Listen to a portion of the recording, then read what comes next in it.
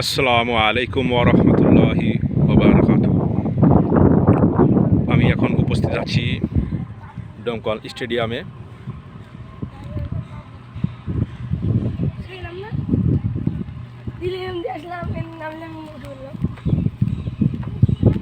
এখানে আপনারা দেখতে পাচ্ছেন কাজ হচ্ছে। এই কাজ হওয়ার উদ্দেশ্যটি হলো এখানে 30 তারিখ নভেম্বর মাসের এখানে কিরাত প্রতিযোগিতা হবে, সেই উদ্দেশ্যে এখানে কাজ হচ্ছে। প্যান্ডেল দ্রুততার সঙ্গে এই কাজটি করা হচ্ছে।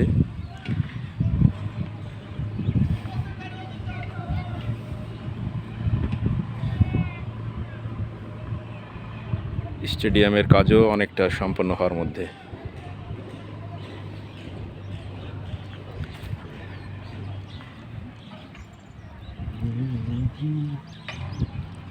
আলহামদুলিল্লাহ।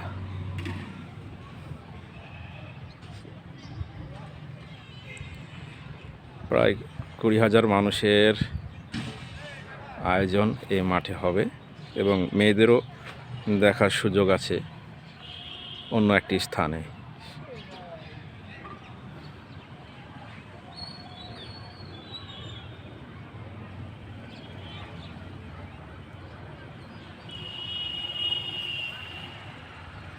আলহামদুলিল্লাহ।